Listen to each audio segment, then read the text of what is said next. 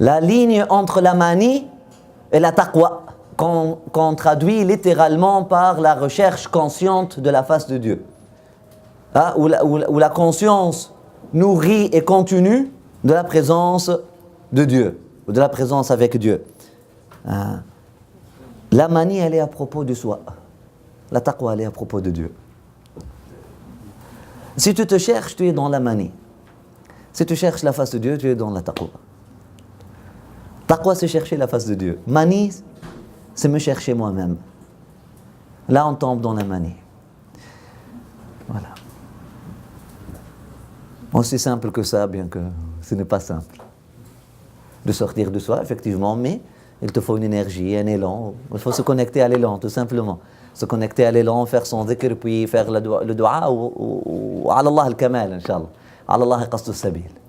Allah subhanahu wa ta'ala va vous, Inch'Allah. Mais voilà, la manie, c'est lorsque je suis obsédé par une image de moi-même, par mon image, par l'image du médecin religieux, hein? Par l'image du médecin mouride, par l'image tu comprends?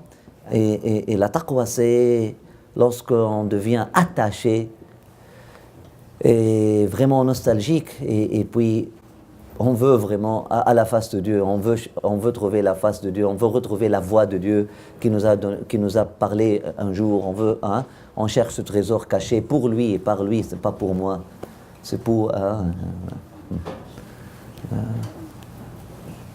La manie, c'est à propos de l'image. La taqwa, c'est à propos de la réalité. Mais dans les cas, par exemple, ouais. Certaines personnes vont faire le wudu. Ouais. Et s'ils ont toute leur fête derrière, puis s'ils font quelque chose, même quand ils sont seuls, pas pour leur image, mais ils ont comme une manie. C'est l'image. Mais lorsqu'on parle de l'image, Habibi,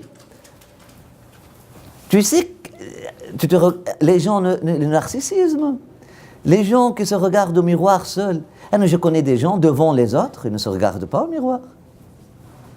Mais lorsqu'ils sont seuls, vraiment, ils se regardent trop au miroir. Je connais plein de personnes qui se maquillent pour elles-mêmes. Et qui peignent leur barbe pour eux-mêmes.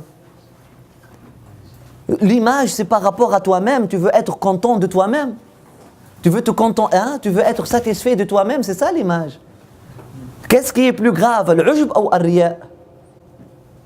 Et qu'est-ce qui a plus de valeur, as-sidq ou al-ikhlas?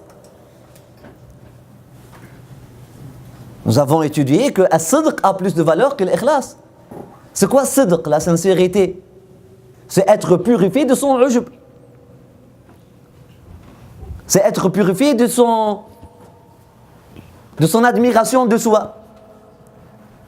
Alors que l'ikhlas, c'est être purifié de chercher l'admiration de l'autre. Sidq, c'est ne plus chercher l'admiration de soi-même. L'ikhlas, c'est de ne plus chercher l'admiration de l'autre. Qu'est-ce qui est plus fin? Et qu'est-ce qui est plus haut? Et qu'est-ce qui est plus profond? C'est sidq. Les ulama nous ont dit que l'ikhlas a besoin de sidq, mais sidq n'a pas besoin d'ikhlas.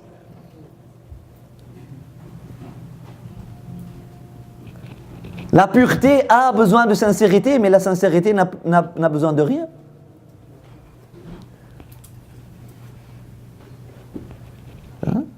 Khalas, parce que si tu cherches même pas à t'admirer toi-même, a fortiori, tu ne cherches pas à l'admiration des autres. Mais si tu ne cherches pas l'admiration des autres, les narcissiques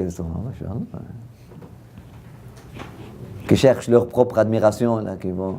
D'ailleurs, Allah subhanahu wa ta'ala dit al-mukhtal. Lorsqu'il marche seul, il imagine qu'il a des caméras qui les filment, etc. Même avec soi-même. Même des actes d'impiété, de la fausse piété. On va parler de la fausse moralité aussi. À l'époque de Jahiliya, il y avait beaucoup de fausses moralités. Ce n'est pas par rapport à Dieu, parce qu'elle est découpée de la spiritualité. Elle est par rapport à leur image qu'ils ont de eux-mêmes.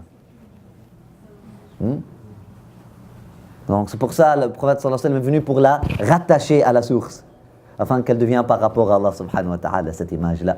Il faut chercher ton image par rapport à Allah, et puis là, Allah elle te dit, moi je ne regarde pas ton image extérieure, mais je regarde ton image intérieure. Ou plutôt, je ne regarde pas ton image, mais je regarde ton cœur. Yallah, bismillah. هذا هو. Qu'est-ce que c'est un prophète? Qu'est-ce que c'est un être accompli? Pourquoi a-t-on besoin d'être accompli dans notre vie? Tu n'as pas besoin d'un être accompli si tu ne veux pas toi-même marcher dans le chemin de l'accomplissement.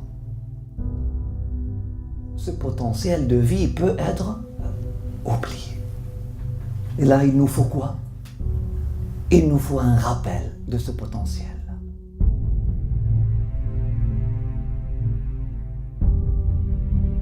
La naissance du prophète sallallahu alayhi wa sallam n'est pas n'importe quelle naissance.